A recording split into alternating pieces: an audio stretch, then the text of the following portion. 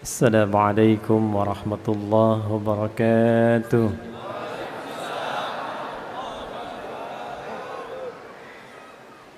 الحمد لله الذي ألف بين قلوبنا فأصبحنا بنعمته إخوانا، والصلاة والسلام على رسول الله الذي باقتداء سنته الشريفة أصبحنا للمتقين إماما، فصلوات الله عليه وسلامه التام وعلى آله وصحبه وذرياته وأمته إلى يوم الميعاد الذي هو أمامه وبعد.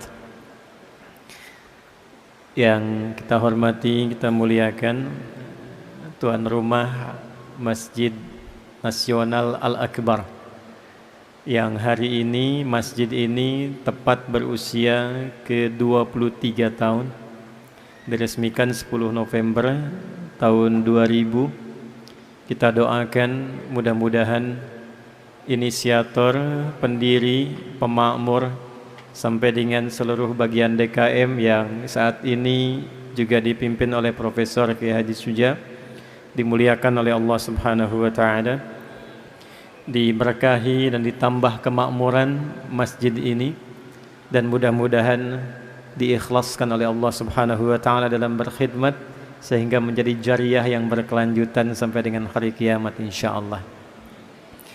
Yang kita hormati, kita muliakan guru kita Kiai Haji Saleh Ibrahim beserta juga panitia dari Wafa. Mudah-mudahan ahli Quran yang dididik, disiapkan, dan para pengajarnya mendapat keberkahan dari Al-Quran seperti yang dijanjikan oleh Nabi SAW. Dan janji ini diviralkan oleh Al-Imam Al-Bukhari. Imam Al-Bukhari menerima hadis ini dari Hajjaj bin Minhal. Hajjaj bin Minhal menerima dari Syu'bah. Syu'bah menerima dari Sa'ad bin Ubaidah. Sa'ad bin Ubaidah menerima dari Abu Abdurrahman As-Sulami. Abu Abdurrahman As-Sulami menerima dari Uthman bin Affan. Uthman bin Affan radhiyallahu taala anhu menerima dari Nabi Muhammad sallallahu alaihi wasallam bin Abdullah bin Abdul Muttalib bin Hashim bin Abdul Manaf bin Qusay bin Murrah bin Kilab bin Ka'ab bin Ghalib bin Fihr bin Malik bin Nadar bin Kinana bin Khuzaimah bin Mudrika bin Ilyas bin Nizar bin Mudar bin Ma'ad bin Adnan bin Addi bin Adri bin Muqawwam bin Nahur bin Tarikh bin Ya'rub bin Yasjub bin Nabit bin Ismail alaihissalam bin Ibrahim alaihissalam bin Azar bin Nahur bin Abir bin Kinan bin Rafakhshad bin Sam bin Nuh alaihissalam bin Mihlail bin Matushada bin Kinan bin Anwas bin Thith bin Adam alaihissalam. Faqala Rasulullah sallallahu alaihi wasallam, khairukum man ta'allama al-Qur'ana wa 'allamah. Yang terbaik di antara kalian, kata Nabi. Jadi kalau ada orang jujur, nah ini di antara yang terbaik dari yang jujur itu. Kalau ada orang pintar, nah ini di antara yang terbaik dari yang pintar itu. Kalau ada orang sukses, nah ini yang terbaik dari yang sukses itu. Siapa mereka? Man ta'allamal Qur'an. Ialah orang yang belajar Al-Quran dengan sungguh-sungguh. Karena itu Nabi tidak menggunakan kata darasa. Darasa itu asalnya pelajaran dasar. Tempatnya disebut madrasah. Karena itu SD disebut madrasah ibtidaiyah. Ya, sekolah dasar yang diberikan pelajaran-pelajaran dasar. Kalau dia sudah menggunakan bentuk sungguh-sungguh, serius, dan yang dikajinya pokok ilmu, maka turunan kata ilmunya ditarik, menggunakan ta untuk menunjukkan kesungguhan, pakai tasydid sebelum akhir untuk menunjukkan semangat berlipat karena tidak mudah melakukannya. Maka berubah menjadi ta'allama yata'allamu. Jadi yang pertama, hadis ini ingin mengatakan Quran itu mengantarkan pada kesuksesan. Jadi tidak ada orang belajar Quran yang tidak sukses, itu nggak ada. Silahkan cek. Ya, Utsman bin Affan radhiyallahu taala anhu jadi kaya banget. Ingat ya, kaya itu dibagi 3 ya. Ada kaya, kaya banget. Yang ketiga, kebangetan kayanya tuh. Ada 3 ya. Utsman bin Affan itu jadi kaya banget ketika beliau berikhtiar dengan manajemen bisnisnya. Tapi menjadi kebangetan kayanya ketika belajar tentang pedoman-pedoman bisnis dalam Al-Quran. Itu yang nanti dituangkan oleh Al-Imam Al-Bukhari. Dari 97 topik, ada satu topik tentang bab bisnis, Kitabul Buyu' namanya. Jadi ketika belajar Al-Quran, dipahamkan oleh Nabi, berubah, bertransformasi. Dagang tetap dagang, tapi asetnya meningkat itu. Dari yang kaya menjadi kebangetan kayanya. Saking kebangetan kayanya, itu asetnya sekarang masih ada, dan dialihfungsikan menjadi hotel.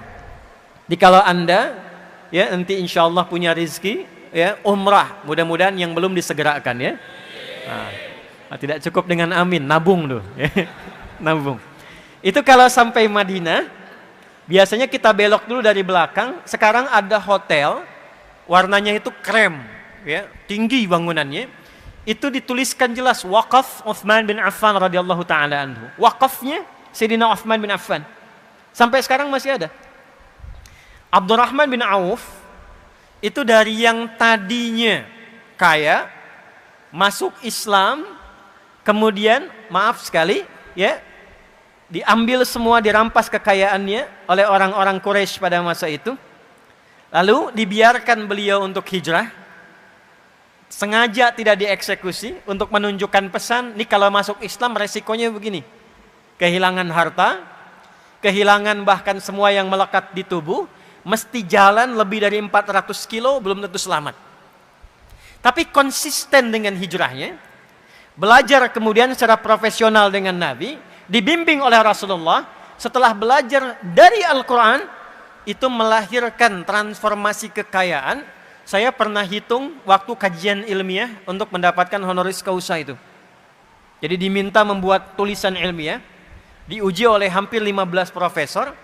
Yang saya uji itu transformasi sahabat ketika belajar dari isi Al-Quran. Abdurrahman bin Auf radhiyallahu ta'ala anhu itu sampai menghasilkan aset dalam hidupnya. Kalau dikonversi sekarang, jumlahnya kurang lebih 72.000 triliun.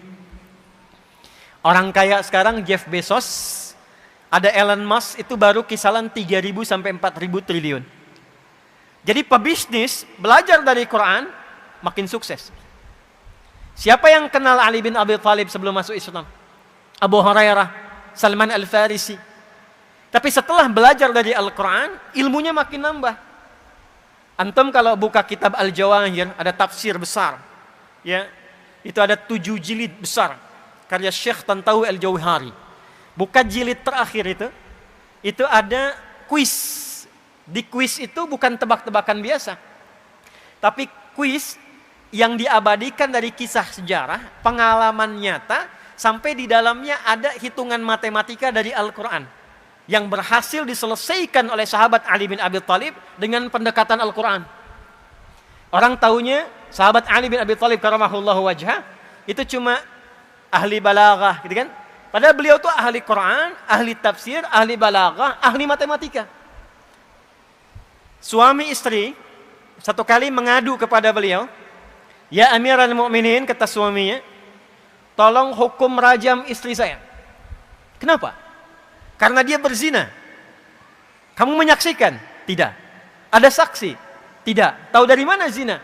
Masa kami nikah, ini hamil baru 6 bulan sudah mau lahiran. 6 bulan sudah lahiran. Ditanya pada istrinya, "Apakah engkau berzina?" "Tidak ya Amirul Mukminin." "Yakin?" "Yakin." "Mau sumpah?" "Iya." Kata Ali bin Abi Thalib radhiyallahu ta'ala anhu, "Shadaqat hiya." Benar istrimu, dia enggak bohong. Tapi kan baru 6 bulan ya Amirul Mukminin. Apa kata Ali bin Abi Thalib? "Alam tasma' qaulallahi ta'ala?" Apakah engkau tidak menyimak firman Allah Subhanahu wa taala? Maka dibacakan Quran surah Al-Ahqaf di ayat ke-15. "Wa wassaynal insana biwalidayhi ihsana" sampai ke kalimat "wa hamluhu wa fisaluhu 30 syahra." Mengandung dan menyapih, mengandung dan menyapih 30 bulan. Dan tidakkah engkau menyimak firman Allah di Quran surah Luqman surah 31 ayat 14 dibuka dengan kalimat yang sama. "Wa wassaynal insana biwalidayhi ihsana hamalathu ummuhu wahnan 'ala wa fisaluhu fi amain. Kan di surat Luqman menyapih, memberikan ASI sampai disapih amain, 2 tahun. Bukankah 2 tahun itu 24 bulan? Di surah Al-Ahqaf ayat 15, mengandung dan menyapih itu 30 bulan. Kalau 30 bulan kurangi 24 bulan berapa? 6 bulan ya Amiral Mukminin. Itulah yang dimaksud kelahiran prematur, kata Ali bin Abi Thalib. Jadi ngaji Quran itu bikin pintar. Nggak ada orang yang ngaji Quran yang nggak pintar, itu nggak ada. Riset terbaru di London. Tahu London? Tuh lampu merah sonoan dikit tuh. Riset terbaru di London, itu dokter yang temukan. Menyimpulkan orang yang ahli Quran, belajar Qurannya benar, apalagi hafal Quran dengan benar, itu kecerdasannya meningkat 3 kali lipat dibanding orang biasa. Risetnya sederhana. Karena Quran itu ada 52.000 kosakata.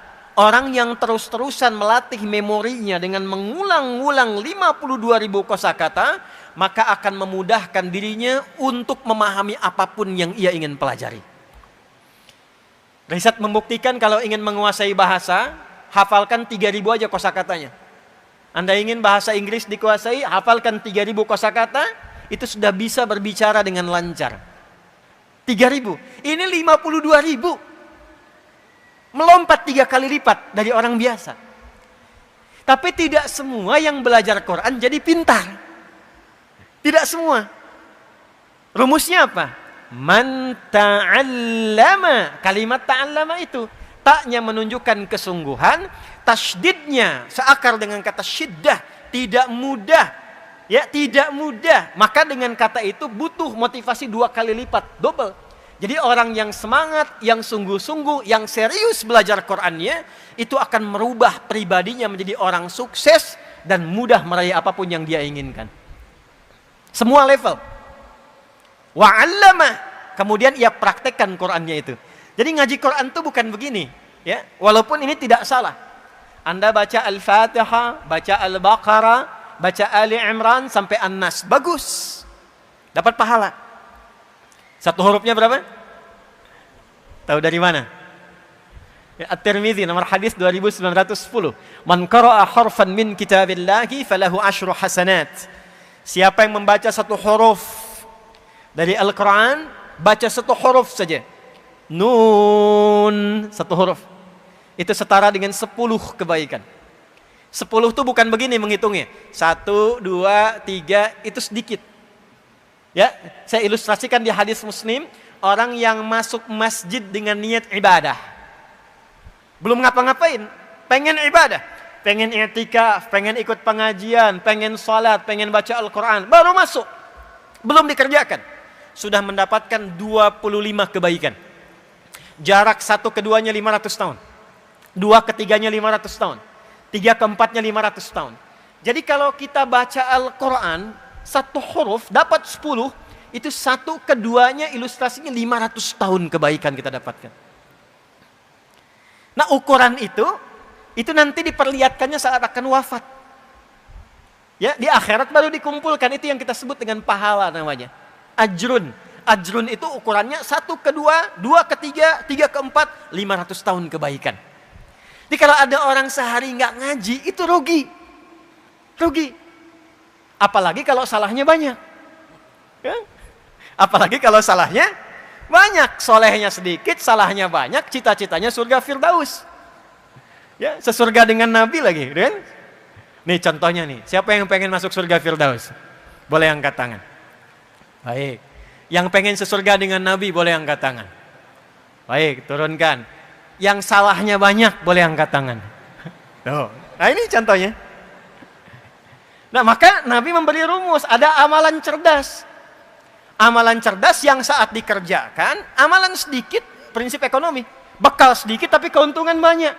Nah, itu banyak dalam Islam, diantaranya Al-Quran. Ya, kalau ada orang berbuat salah, dihitungnya berapa? 1 kan? Ya, tapi jangan mudah mengatakan 1 tuh. Dari pagi sampai siang ini sudah berapa dikoleksi kesalahan tuh? Mata salah lihat kan? Telinga salah dengar, Tadi sebelum saya datang pikiran sudah salah tuh. Ustadznya kemana sih? Jam berapa dimulai? Hah? Udah kumpul tuh. Tutup dengan 1 nun. Lumayan gitu ya. Hilangkan. 1 dapat 10. Nah kalau ngajinya begitu, dapat kita pahala. Tapi isi Quran, fungsi Quran sebagai hudan tidak kita rasakan. Akhirnya Al-Quran hanya menjadi ayat yang tertuliskan di mushaf, terdengar suaranya lewat bacaan. Yasin, terdengar, tertulis di mushaf. Alif Lam Mim, tertulis di mushaf, terdengar lewat suara. Ya, dapat pahala. Tapi barakah Quran yang jadi hudan. Dan itu inti Quran diturunkan. Syahrul Ramadan alladzi unzila fihil Quran hudan linnas. Saya turunkan kata Allah Al-Quran supaya isinya menjadi pedoman berkehidupan. Jadi semua kehidupan kita itu isinya ada dalam Al-Quran. Semua hajat hidup kita. Ya, saya baca cepat ya.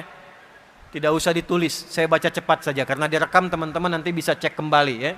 Misal saya kasih gambaran saja. Ini masih dalam kandungan.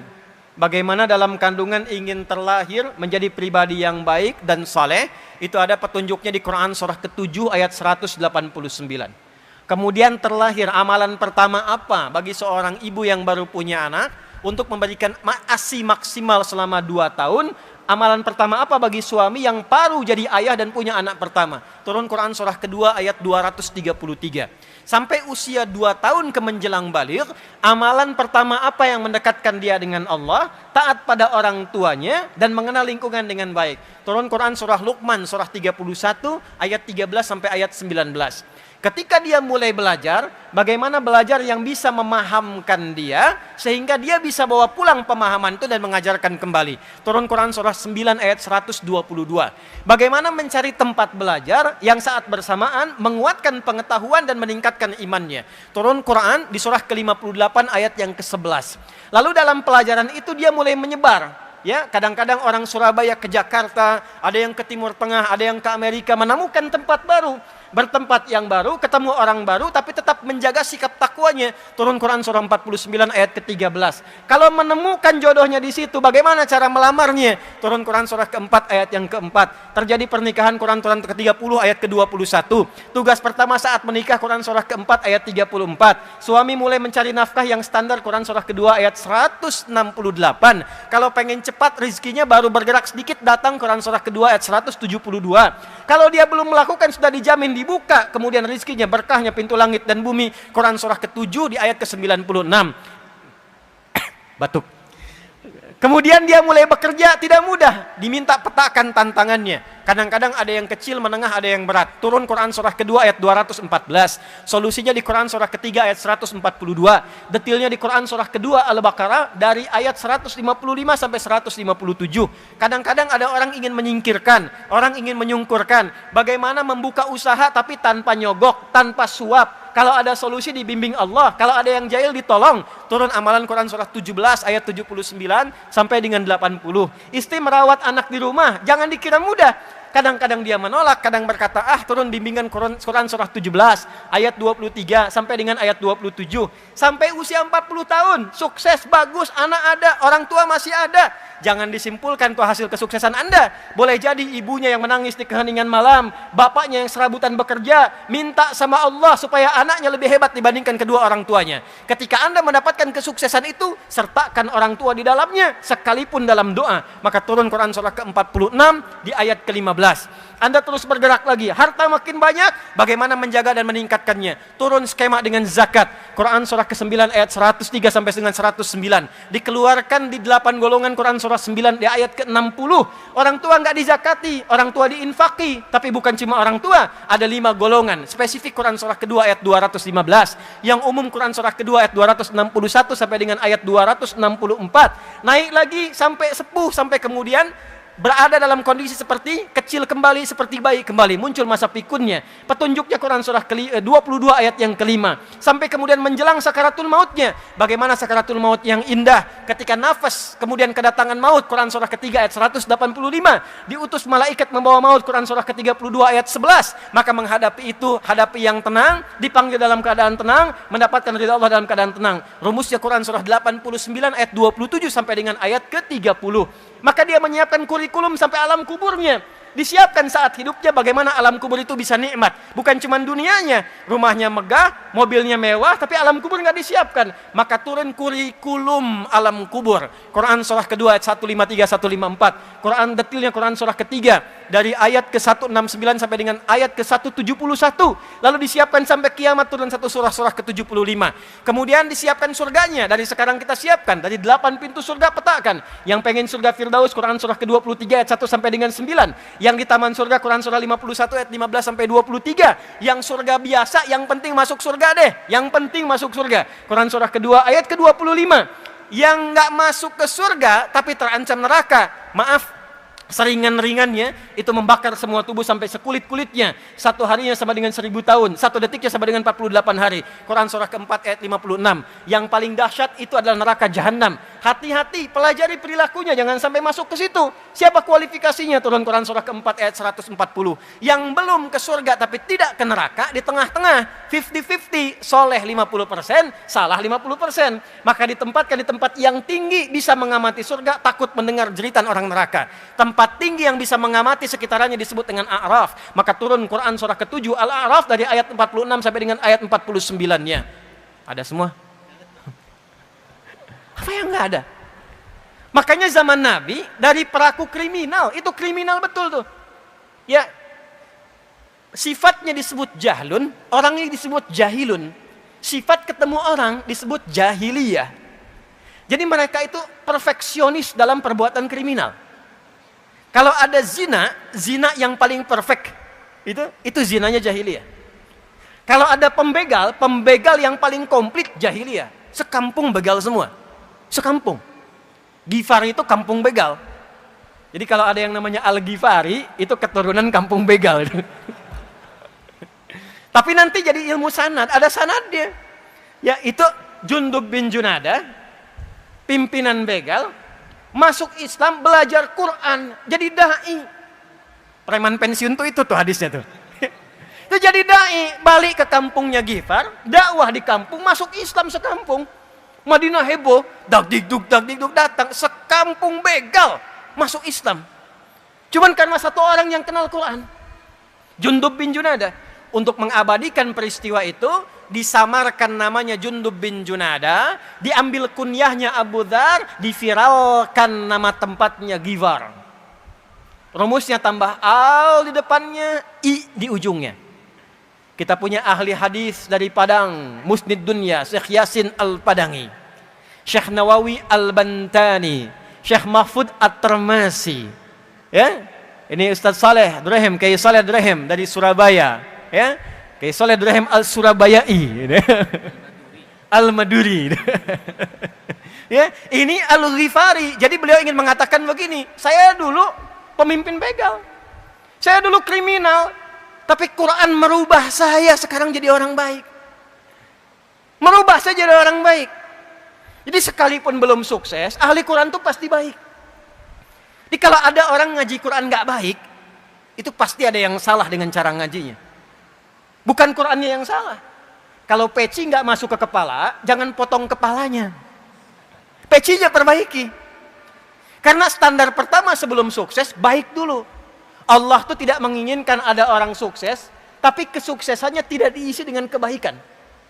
Orang sukses yang tidak baik pasti merusak. Sapi, makanannya rumput. Pengusaha yang pintar, sukses tapi tidak baik, itu makannya bisa aspal.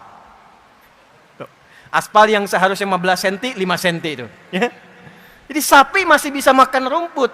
Tapi orang sukses, pintar, nggak baik, makanannya bisa aspal. Karena itu kata Allah, orang belajar Quran sebelum diberikan kesuksesan, diberikan dulu kebaikan, sehingga dengan baik itu dia bisa mengatur semua kesuksesan yang Allah titipkan kepadanya. Itu yang dimaksud Quran surah ke-35 Fatir. di ayat yang ke-32. Thumma awrathna al-kitaba alladhina istafayna min ibadina faminhum zalimun li nafsihi wa minhum muqtasid wa minhum sabiqun bil khairati biiznillah. Dzalika huwal fadlul kabir.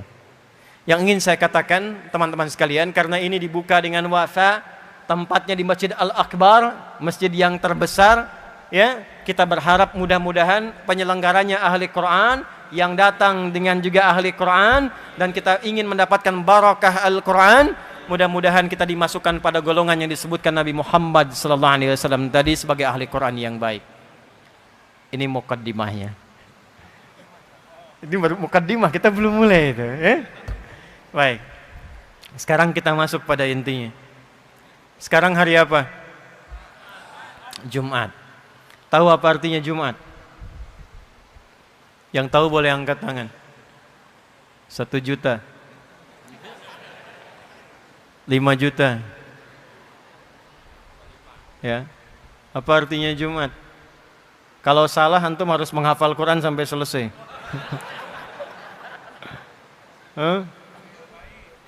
Ya, ada yang lain? Berkumpul, ada yang lain? Kumpul, umroh. Ada yang lain? Waktu habis, udah. Jumat dulu belum ada. Saya ulangi, Jumat dulu belum ada. Sebelum Nabi Muhammad SAW diutus, nama Jumat itu tidak ada. Orang-orang yang hidup di era Nabi, sebelum Nabi dilahirkan, saat Nabi dilahirkan, tumbuh berkembang, itu menamai hari-hari yang berlangsung dalam kegiatan mereka dengan nama-nama hitungan hari. Contoh, hari pertama mereka beri nama dengan Yaumul Ahad. Al-Ahad, ada alif lamnya. Beda antara ada alif lam dengan tidak ada alif lam. Jadi ada wahid, ada ahad, ada al-ahad, beda. Kalau wahid satu, tapi ada yang kedua. Kalau ingin menjadikan satu saja dengan kata wahid mesti disifati. Misal, Allah misalnya kan, kita ingin sifati dengan sifat yang esa, tapi ingin dilekatkan dengan kata wahid. Wahidnya nggak boleh berdiri sendiri. Mesti diturunkan namanya, lekatkan dengan kata wahid. Maka turun ayat, wa ilahukum ilahu wahid. Tapi kalau kita ingin jadikan satu-satunya, nggak ada yang lain, maka jadikan katanya dengan nama ahad, tanpa alif lam. Maka turun Quran surah 112, Qul huwallahu ahad. Satu-satunya, tidak ada duanya.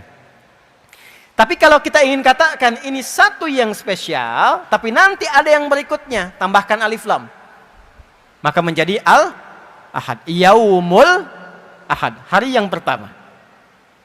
Kedua, mereka beri nama dengan Yaumul Isnain, hari yang kedua. Diserap ke dalam bahasa Indonesia menjadi hari Senin. Dulu hari pertama pun yang kita kenal itu Ahad, Yaumul Ahad. Setelah kedatangan Portugis tahun 1511, datang Portugis lewat Selat Malaka, maka diperkenalkanlah nama Minggu dari kata Domingo. Nanti lain waktu kita bahas ya, supaya tidak terlampau lama di pembahasan itu. Ahad, Al-Ahad, kemudian Itsnin, hari ketiga diberi nama dengan Yaumul Thulatsa dari kata Thalathah. Diserap ke dalam bahasa Indonesia hari Selasa. Keempat, Yaumul Arbi'ah dari kata Arba'ah.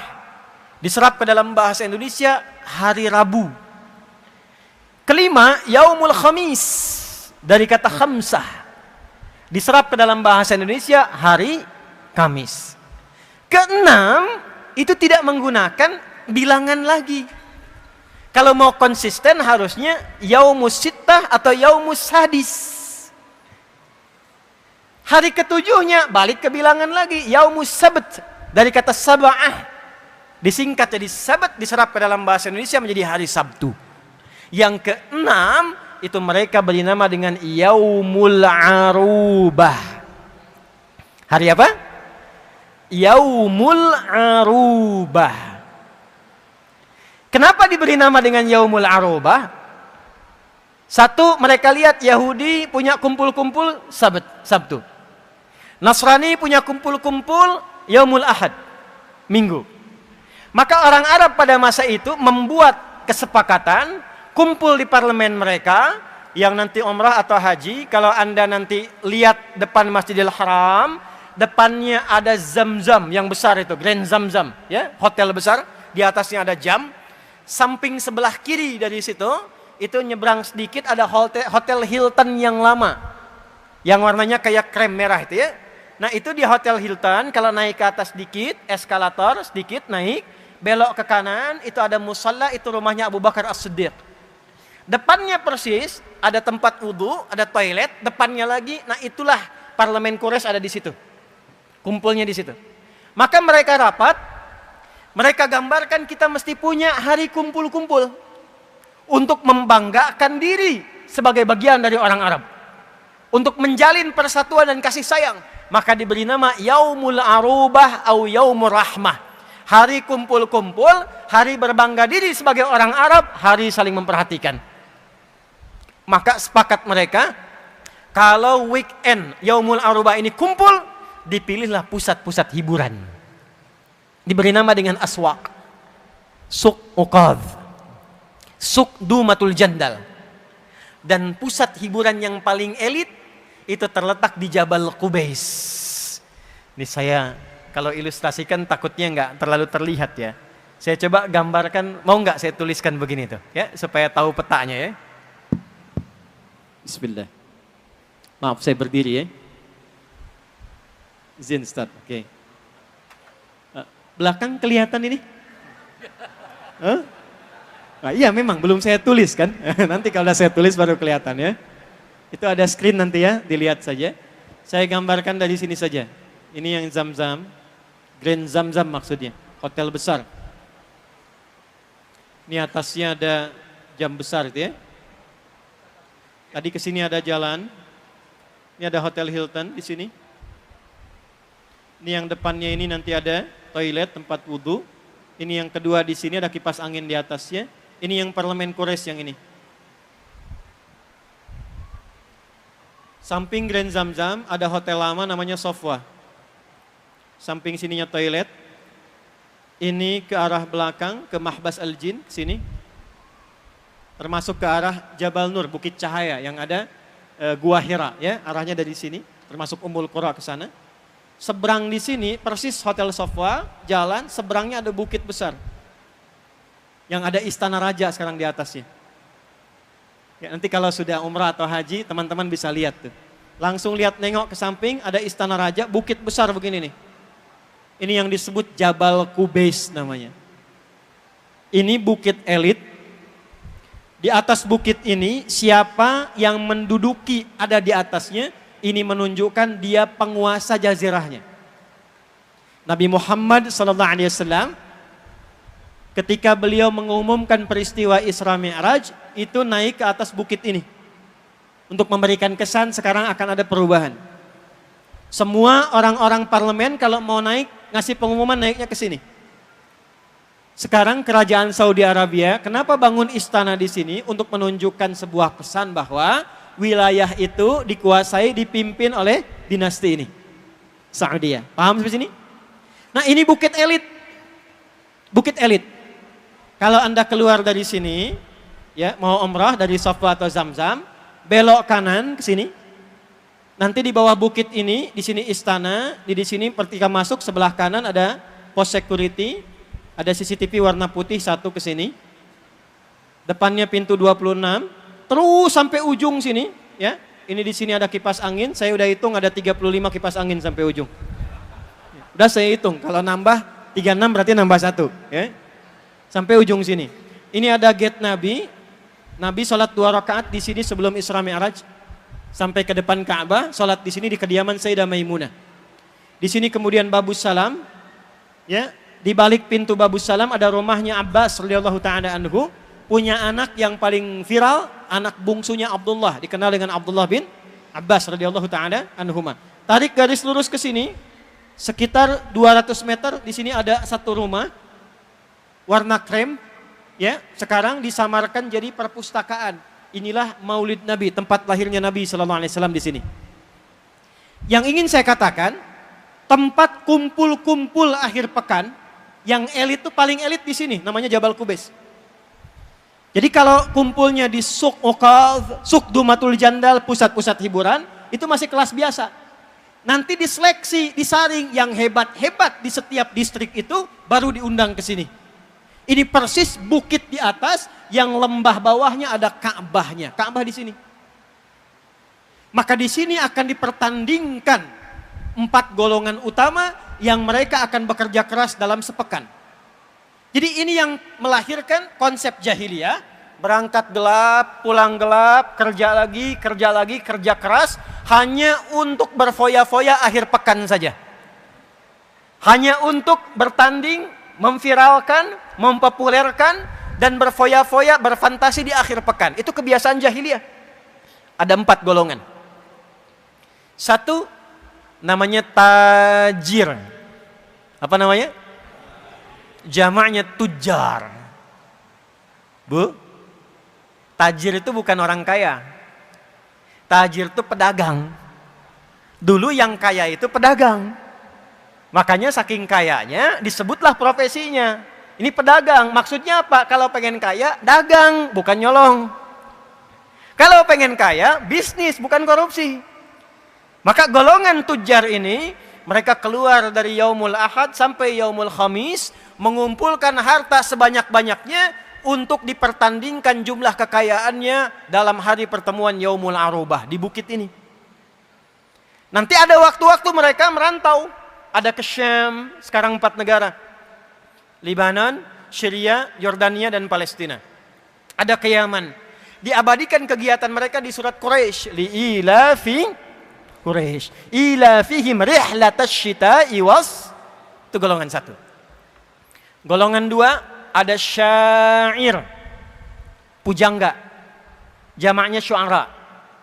Jadi dari daerah-daerah, distrik-distrik, ini daerah A, daerah B, kecamatan A, kecamatan B, desa A, desa B, itu para pujangganya selama 5 hari, mereka berusaha mengumpulkan lirik-lirik untuk diseleksi yang paling hebat, nanti akan dipertandingkan di puncak Jabal Qubais ini.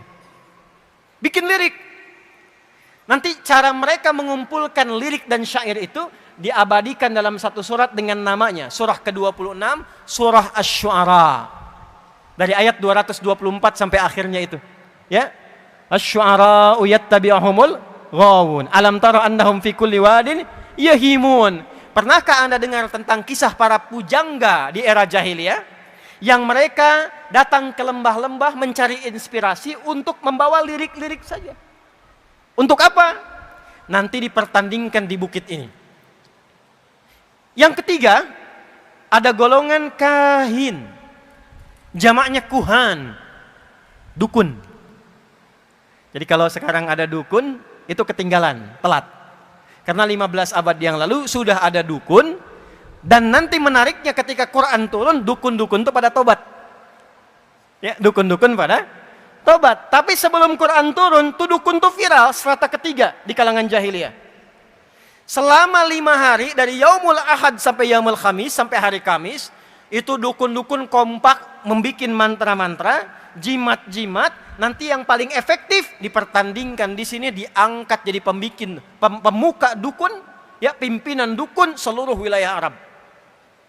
4, sahir. Tukang sihir, tukang santet. Itu tukang santet sudah ada di era Nabi Sallallahu Alaihi Wasallam, dan itu jasanya dipakai baik oleh para pengusaha ataupun para penguasa. Jadi nanti kalau ada pengusaha ingin mengalahkan lawannya tapi tak bisa secara normal, disewa tukang santet, sahir. Termasuk ketika ingin mengalahkan satu tokoh yang sulit dikalahkan secara normal, disewa tukang sihir. Sehingga nanti turun terutama 2 surah terakhir, Al-Falaq dan An-Nas. 4 golongan ini yang paling utama berlomba di era jahiliyah. Kumpul di Jabal Qubais. Yang paling kaya jadi golongan penentu. Ini yang punya kebijakan. Pujangga diseleksi nanti ada 7 yang viral. Kalau 7 ini yang menyeleksi namanya An-Nabirah Az-Zibyani. Nanti kalau dia dapat 7 golongan, 7 orang terhebat, maka puisinya, syairnya akan ditulis dengan tinta emas, ditempel di dinding Ka'bah. Jadi sejarah kain kiswah itu asalnya syair isinya. Nanti ketika datang Islam baru diganti dengan tulisan Al-Quran. Ada 16 jenis rumusnya, dikenal dengan bahar namanya. Ya, tawil. Tawilun lahurunal bukhuri fadailu fa'ulun mafa'ilun fa'ulun mafa'ilu. Kifa nabki min dzikra habibin wa manzili bisaktili wa bainad dakhuli fahawmali. Rajas, mustaf'ilun mustaf'ilun mustaf'ilun mustaf'ilun mustaf'ilun mustaf'ilun. Sautus safiril bulbuli hayyaja qalbi thamili. Al-ma'u wa zahru ma'a zahri lahzul muqali. Fa anta ya sayyidali wa sayyidi wa mawlali. Fakam tayyumuni ghazayyilun uqayqali. Qataftuhu min wajnatin min fi'li hadha ar-rajuli. Faqala la la la la faqad ghada muharwili. Wa wal walad wali wali wailali. Faqultu la tuwalwili. Fabayyinul lu'lu'ali. Qalat lawhina kadha in harwadidhul muqali. Kahatan kakailali. Tabtabuli. Coba ulangi. Ada madid, mufa'alatun mufa'alatun fa'ilatun tala'al badru min faniyatil. Nah itu asalnya dari syair. Rumusnya 16 disebut dengan bahar namanya. Yang paling hebat syairnya, paling bagus qasidahnya, maka akan ditulis dengan tinta emas, ditempel di dinding Ka'bah, lalu disebutkan pemimpinnya Amirus Syu'ara. Amirus Syu'ara, dulu Imra'il Qais namanya. Kegiatannya gitu aja tuh. Kegiatannya begitu. Tiap hari kerja, berangkat gelap, pulang gelap. Weekend, foya-foya. Weekend, libur, cari tempat hiburan. Jadi kalau antum tiap hari kerja, akhir pekan cuman liburan, makan, minum, buang-buang uang, nah itu setengah jahiliyah. Itu setengah jahiliyah. Pamer, kerja, dapat mobil bagus, ya malam-malam cuman buat bisingin orang, panasin balapan sama taksi, bem, dipakai enggak? Nah itu jahiliyah. Itu kegiatan dulu sudah ada. Maka apa yang terjadi? Sesaat sebelum hijrah ke Al-Madinah Al-Munawwarah. Hijrah itu artinya bukan cuman pindah. Kalau pindah, itu artinya intiqal, cuman pindah. Ana antaqil min Bekasi ila Surabaya. Saya pindah dari Bekasi ke Surabaya. Tapi pindah yang membawa perubahan. Sekalipun tempatnya enggak pindah, tapi aktivitasnya berubah. Saya dekat dengan masjid nih. Rumahnya samping masjid. Bahkan toaknya masjid tuh ke rumah saya begini tuh. Jarak ke masjid dengan berapa langkah, tapi belum mau ke masjid. Tiba kemudian, maaf saya mau tanya dulu, kalau ada tetangga masjid, samping masjid, nggak ke masjid, dia muslim, apa hukumnya? Bakar rumahnya. Ini dia ya. Hati-hati. Hukumnya ajak dia ke masjid. Ada orang Islam tetangga masjid belum mau ke masjid, hukumnya ajak dia ke. Dahulukan fikih dakwah, mungkin Anda dijadikan oleh tetangganya supaya mengajak dia, bukan mencela dia. Nanti kalau hari kiamat ditanya bagaimana? Engkau saya tempatkan di samping si fulan yang enggak ke masjid supaya engkau ajak, bukan supaya engkau bikin status mencela dia. Ini di Instagram dinaikin, punya tetangga beriman tapi enggak ke masjid. Bukan itu. Ya. Jadi Ustaz, nih pakai Saleh, saya punya cerita begini. Ada masjid mewah nih. Mirip begini tapi lebih besar ini. Komplek. Kompleknya banyak umat Islamnya. Yang kalau di sensus mungkin 90%. Tapi yang ke masjid 2, 3 kan. Ditanya, "Pak, muslimnya banyak?" Banyak katanya. Berapa persen? Hampir 90%. Kenapa nggak ke masjid? Nggak tahu Pak. Baik gini aja. Libur hari apa? Sabtu Ahad. Baik. Nanti hari Sabtu subuh, Jumatnya kita beli buah. Subuh kita ke masjid. Nggak apa-apa bertiga begini nggak apa-apa. Nanti dari masjid kita datengin satu dulu tetangga bawa buah. Datengin. Assalamualaikum, waalaikumsalam. Pak Ustadz, Pak, kata, iya. Dari mana? Dari masjid. Ya, antum tuh tadi nggak kelihatan, kami kira sakit tadi tuh nggak ke masjid. Nih bawa buah. Itu nggak diminta, zuhurnya ke masjid. Ya, jadi kalau tetangga belum ke masjid, ya fikihnya fikih dakwah dipraktekkan pertama kali. Ajak dia ke masjid. Minimal doakan. Balik ke yang tadi, teman-teman sekalian. Jadi apa yang menarik di sini? Itu yang disebut dengan hijrah. Kalaupun kemudian memaksa kita untuk pindah tempat, karena di tempat bekerja ini susah sholat, ya mau Jumatan pun nggak bisa. Tapi anehnya itu Anda tahu rizki dari Allah, yang ngasih rizki Allah. Kok bisa cuman gara-gara jaga toko ditinggalkan Jumatan? Padahal yang ngasih rizki itu adalah orang yang kita kemudian datang kita sebagai orang ke masjid menyembah Tuhan kita, yaitu Allah. Kan Allah yang punya rizki, Allah yang ngasih rizki. Anda tahu yang punya rizki Allah, tapi Anda tega meninggalkan Allah hanya sekedar jaga toko, dan di situ Anda mengharap, ya Allah berikan saya rizki. Kan aneh namanya. Lalu Anda berpindah, saya pengen pindah ke tempat lain yang sholatnya gampang. Saya pengen pindah ke tempat lain yang ngajinya gampang. Perpindahan yang membawa perubahan kita untuk dekat dengan Allah disebut hijrah namanya. Apa namanya? Maka Nabi diperintahkan untuk hijrah dari Mekah ke Yathrib, Al-Madinah Al-Munawwarah, untuk menunjukkan perubahan-perubahan yang menampakkan nilai keimanan yang mesti beda dengan jahiliyah. Maka apa yang pertama kali Allah perintahkan? Sesaat sebelum hijrah itu, untuk menunjukkan perbedaan orang beriman dengan orang yang belum beriman, turunlah Quran surah ke-62 ayat 9 itu.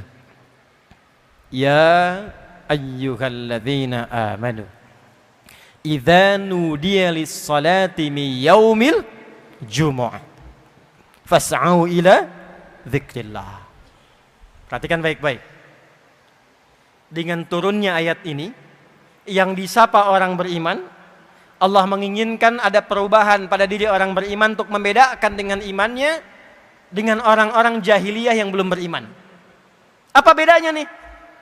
Saya, Anda, kita sudah beriman. Apa bedanya dengan yang belum beriman? Mesti ada perbedaan. Maka Allah firmankan, ya ayyuhalladzina amanu, hai semua yang telah menyatakan punya iman. Ya disebutkan 361 kali dalam Al-Quran. Harfun nida, huruf untuk memanggil.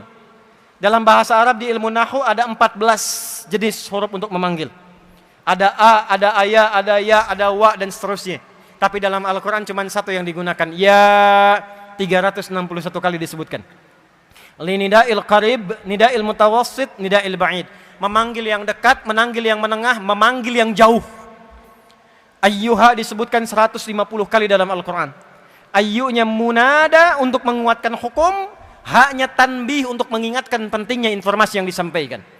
Alladzina disebutkan 1080 kali dalam Al-Quran. Ismun mausulun yadullu alal jam'il jam'iyah. Konjungsi kata sambung menunjuk objek pada semua tanpa kecuali. Perhatikan kalimatnya. Hei semua orang yang telah menyatakan beriman tanpa kecuali. Besar, kecil, tua, muda. Betapapun kau merasa dekat dengan Allah, kuat imanmu, atau menengah imannya, standar, atau lemah imannya sehingga merasa jauh dari Allah. Ya, subuh jam berapa di sini?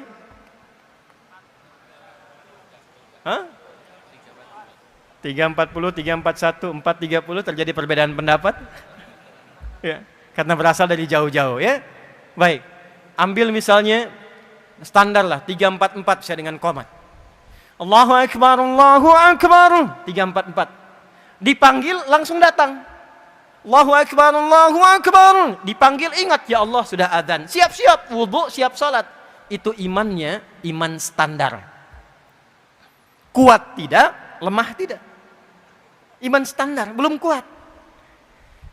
Anda kerja jam 7, datang jam 7, standar tidak? Standar. Kerja jam 7, datang jam 6, itu hebat namanya. Di atas standar. Dipanggil jam 3.44, datang jam 3.04. Sebelum dipanggil sudah datang, itu iman kuat namanya.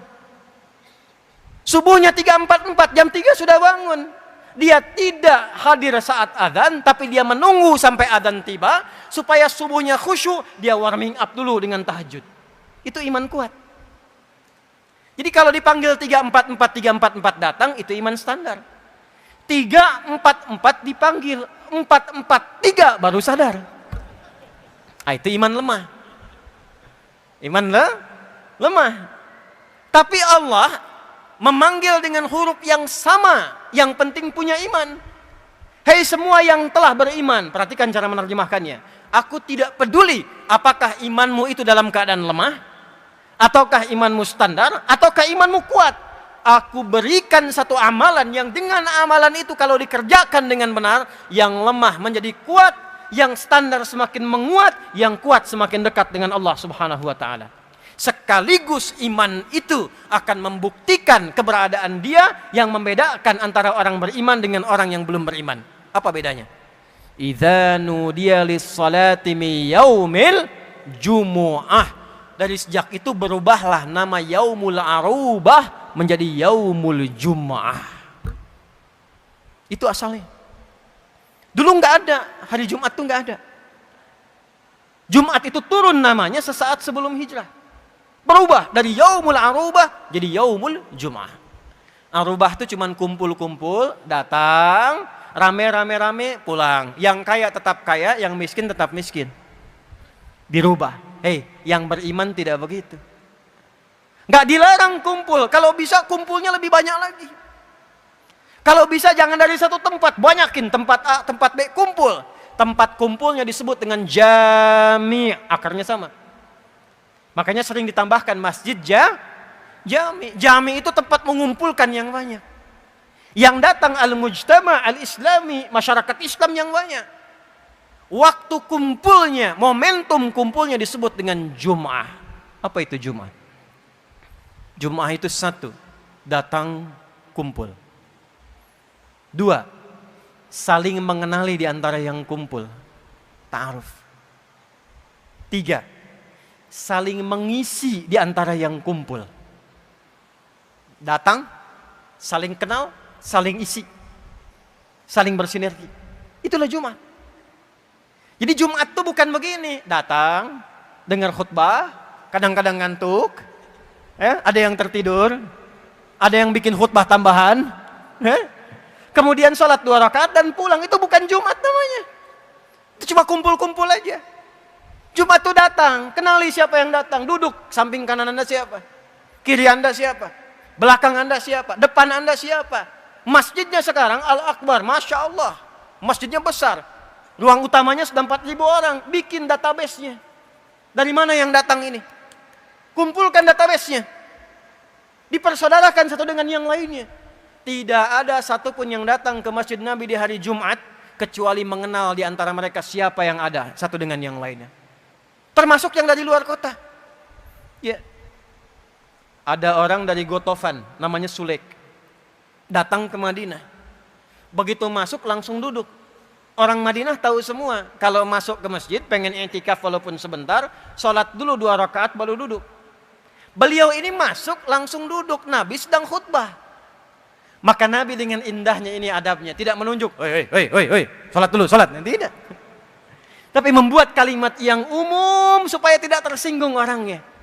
Maka dibuat kalimat umum, kata Nabi, kama qala Rasulullah sallallahu alaihi wasallam, idza dakhala ahadukumul masjida, fala yajlisa hatta yusalli rak'atain. Jika ada seseorang ingin masuk ke dalam masjid, ya, di riwayat lain wa arada an ya'takifa, dan dia berniat untuk duduk walau sejenak, maka jangan langsung duduk kecuali salat dulu 2 rakaat. Maka kelak diviralkanlah salat itu dengan nama salat tahiyatul masjid. Tapi spirit tahiyatul masjid ternyata bukan sekedar salat, tapi Nabi ingin menunjukkan kepada jamaah yang ada, hei sahabat-sahabatku yang dari lingkup lokal di sini, ini ada kawan kita yang baru datang. Dia belum tahu tahiyatul masjid. Coba lihat siapa, kenali dia, bawa hajat apa.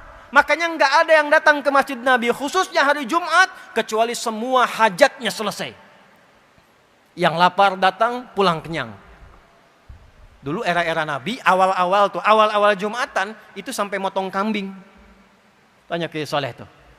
Ya, peserta Jumatan pertama 12 orang, imamnya Mus'ab bin Umair. Di Bani Salim itu 12 orang pesertanya, awal peserta. Yang dipimpin Nabi 40 orang, itu selesai Jumat potong kambing dulu. untuk mengakrabkan diri satu dengan yang lainnya. Ya.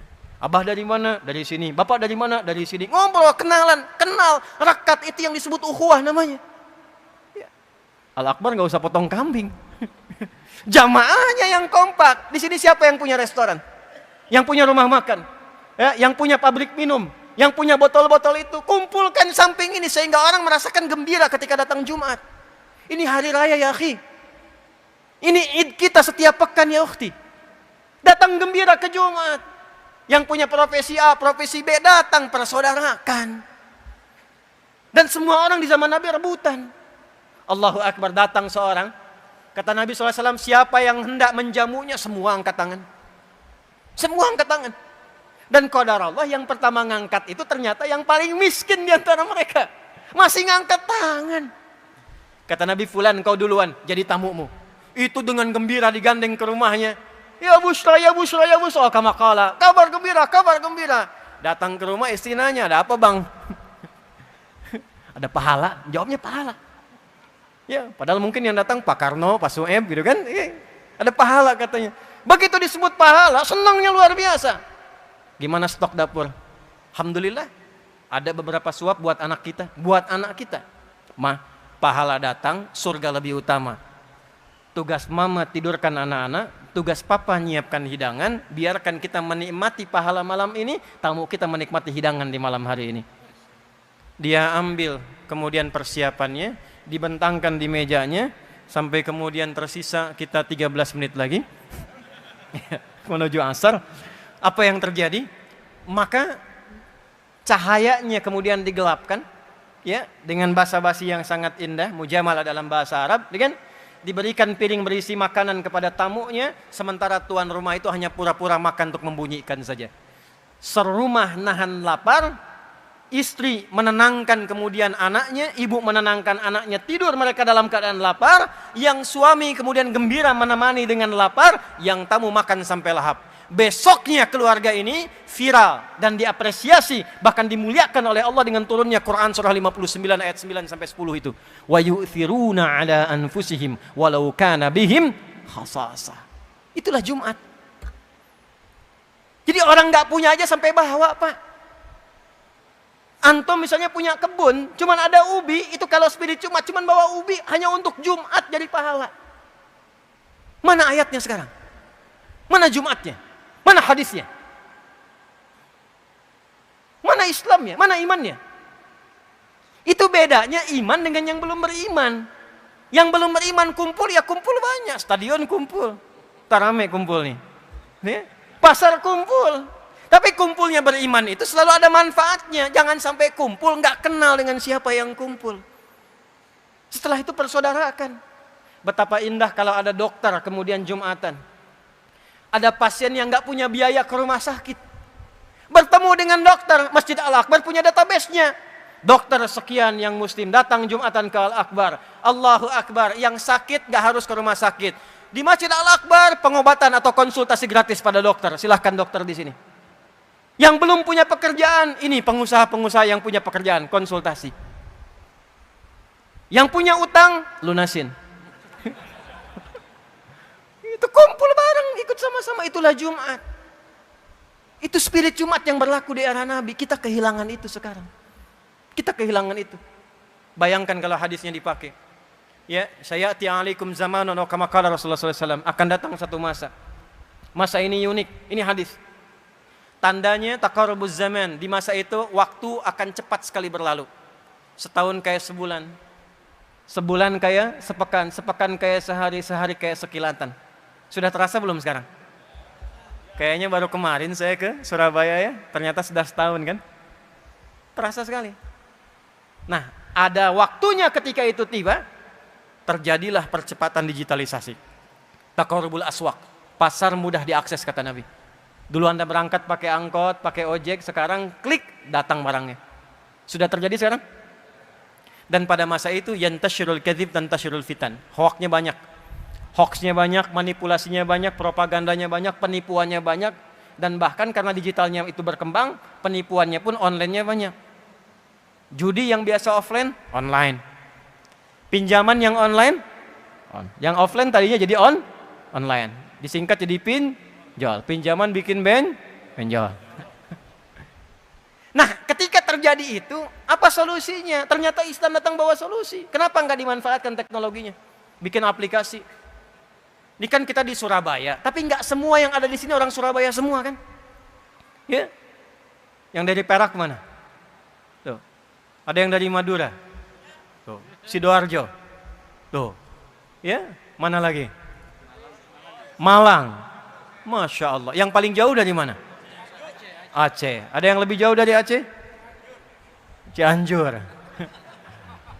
Ada lagi? Hah? Flores. Masya Allah. Ya, Manado tuh. Kenapa nggak dibuatkan database? Misal sekitaran Surabaya dulu bikinkan, atau Jawa Timur pada umumnya. Bikin database. Masa dari yang banyak ini nggak ada yang bisa bikin aplikasi? Bikin di situ, cantumkan di situ daftar kita itu, teman-teman kita. Yang jualan beras, yang jualan baju, yang jualan hasil tani, yang jualan hasil kebun, bikin aplikasinya. Nanti orang Surabaya yang perlu baju tinggal klik beli dari situ. Yang perlu hasil padi, hasil kebun, hasil tani, beli dari situ, klik beli ke situ. Termasuk kemudian infak zakatnya kumpulkan lewat situ aplikasi, linkkan ke setiap masjidnya. Kalau itu bisa kita bikin, bisa kita buat, dan di Jumat kita ketemu, makmur. Zakatnya mengalir di dalam, ekonomi berputar di dalam. Bikin aplikasi misal ojek soleh tuh, pakai fingerprint di masjid. Setiap tukang ojek kalau pengen ngojek ke masjid, absennya. Subuh fingerprint, yang bukan tukang ojek, pepeo, silahkan coba lagi. Tukang ojek fix, silahkan masuk. Sebulan DKM menyiapkan sembakonya, jadi dia nggak mikirin sembako. Hasil dia dapatkan dibawa, 30 simpan di masjid, 70 dia bawa. Kalau sukses kembangkan jadi muzaki, kalau nggak sukses subsidi lagi dari yang 30. Dari mana modalnya? Dari zakat infak teman-teman yang masuk ke kotak infak, putar lagi di situ.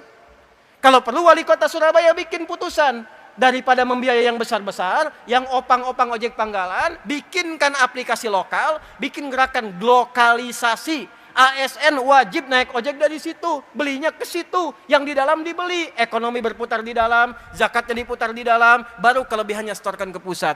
Jadi, itulah Jumat. Mana makna Jumat itu sekarang? Mana? Tapi yang paling menarik, hafal ayatnya, hafal hadisnya. Dan habis Jumatannya datang dengarkan khutbah, kadang ngantuk, kadang tiduran. Yang didengar ujungnya aja, ambil yang baik, tinggalkan yang buruk. Pulang sendal yang bagus-bagus hilang semua. Setelah itu langsung, aduh lah kita mau weekend, mau liburan sambil Jumatannya nyambi. Padahal Jumatnya harus bahagia, masjid itu membahagiakan, menyenangkan. Di masjid saya tuh kalau Id khususnya, itu anak-anak difasilitasi yang perosotan, yang mainan, yang apa, yang pakai gula, yang manisan. Sampai mereka bertanya lagi, kapan Idul Fitri lagi Ustadz? Gitu, mesti dikenal. Boleh Allah Akbar bikin perosotan Pak depan. Mainan taman untuk anak-anak. Sehingga anak-anak itu bertanya, kapan Jumatan lagi? Kapan dapat kembang gula lagi? Kapan dapat manisan lagi? Antum tuh yang punya CSR, kenapa nggak disebarkan amplop kecil kasih anak-anak? Kasih 10.000. Sampai mereka nanya lagi, Om kapan Jumatan lagi? Gitu. Itulah Jumat. Itulah Yaumul Jumat. Itulah ya ayyuhalladzina amanu. Orang iman begitu. Nah, jadi teman-teman sekalian, saya itu tipikal orang yang tidak menginginkan kita melakukan sesuatu, tapi tidak memahami apa yang kita kerjakan. Di Islam itu tidak pernah ada nama yang hampa makna. Itu nggak ada. Semua nama ada maknanya. Salat, kenapa subuh, kenapa fajar, kenapa zuhur, kenapa asar, maghrib, isya, itu ada artinya. Ini dari takbir, gini, sampai salam, itu ada maknanya. Kenapa tangannya mengangkat begini? Kenapa kakinya itu lurus tegak menghadap kiblat sejajar dengan bahu? Itu ada artinya. Abdurrahman bin Auf jadi kebangetan kayanya, cuman paham berdiri saja. Dari berdiri dipraktekkan jadi kaya begitu. Antum sampai salam belum kaya-kaya. Ya. Ali itu mempraktekkan bagian sujud, jadi pintarnya luar biasa. Kita sujud dah banyak, dah lama, nggak selevel itu, apa yang salah? Boleh jadi kata Al-Quran, ini kata Al-Quran. Boleh jadi ada di antara orang sholat belum memahami apa yang dikerjakan dan dibacakan dalam sholatnya. Itu poinnya. Kita tinggal 5 menit teman-teman. 14.33 itu masuk asar. Saya mau tunjukkan satu saja begini, contoh ya. Ini contoh nih. Ini saat takbir, ya, tangan kan diangkat gini ya.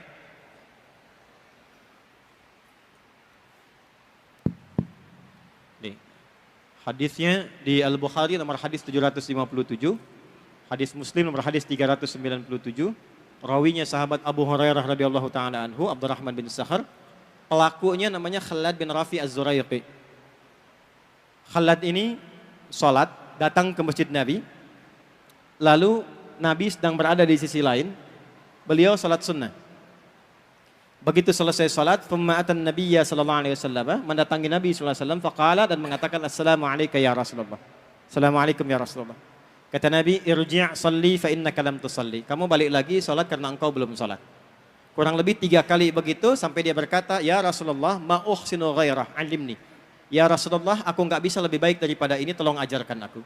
Maka diajarkan dari mulai wudu, idza qumta ila shalah fa asbighul wudu, dari mulai wudu sampai salam. Saya persingkat satu saja untuk menunjukkan betapa pentingnya bagian gerakan salat. Lihat sini. Jadi begitu diangkat hadwaman kibaihi, ini riwayat pertama di Al-Bukhari ke sini. Riwayat An-Nasa'i di sini. Yang dekat daun telinga. Jadi ada 2 cara, di sini ya, di sini. Tapi apa maksudnya ini? Ini ada artinya.